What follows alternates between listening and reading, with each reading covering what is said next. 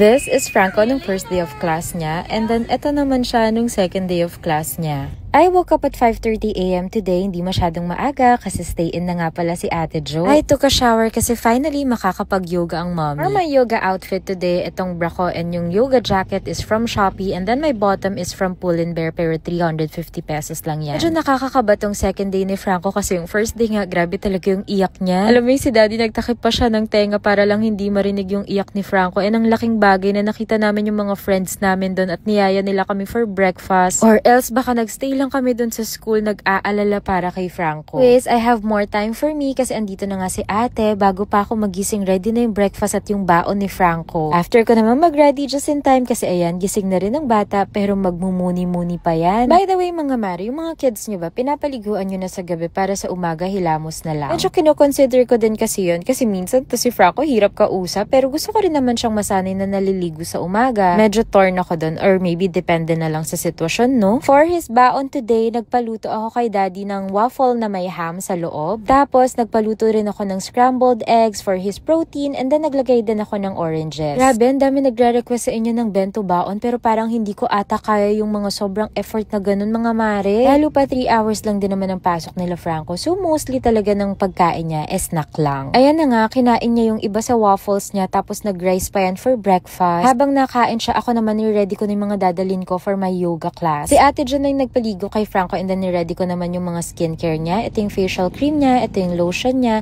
ito yung mosquito repellent, and then mosquito patch. Medyo maulan yung panahon ngayon mga mare, kaya don't forget ang mga mosquito repellent para hindi umuwing may kagat ng lamok ang mga bata. Na-experience nyo ba mga mare sa anak nyo na umaangal sila sa pagsuot ng uniform? Franco kasi inconsistent siya doon. Some days are okay, but some days are not. By 6:50 AM, we are ready to go. On the way na kami sa school for his 7:30 AM class. Medyo maiyak pa sa kotse, pero nagpasuot naman siya agad ng bag niya, and tahimik naman siya nang naglalakad na kami papasok ng school. No fuss, no fuss kami sa pagpasok ni Franco today. Nagulat nga ako dahil may tumawag sa akin yung kasamaan ko pala to sa yoga. Mula nursery and up until now na high school na yung anak niya, dito rin pala nag-aaral. And ayan nga ang routine niya, paghatid niya mag-yoga siya. So same kami, sa kanya na ako sumabay. While si Franco, nakita kong patiently waiting bago sila iakyat sa classroom, and sobrang proud moment talaga. Ang sarap lang sa feeling umalis ng school nang hindi siya naiyak, hindi ako mag-aalala. Anyways, ang plan ngayon is magka-class ako ng yoga for 1 hour, and then sakto yon hanggang 9 AM lang ako dito.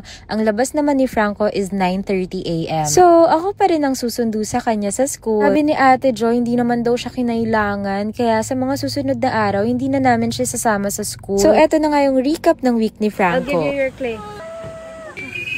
See you later! Bye na. Kiss mommy!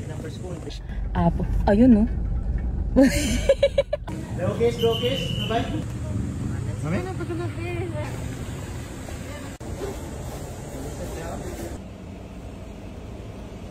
Don't cry na.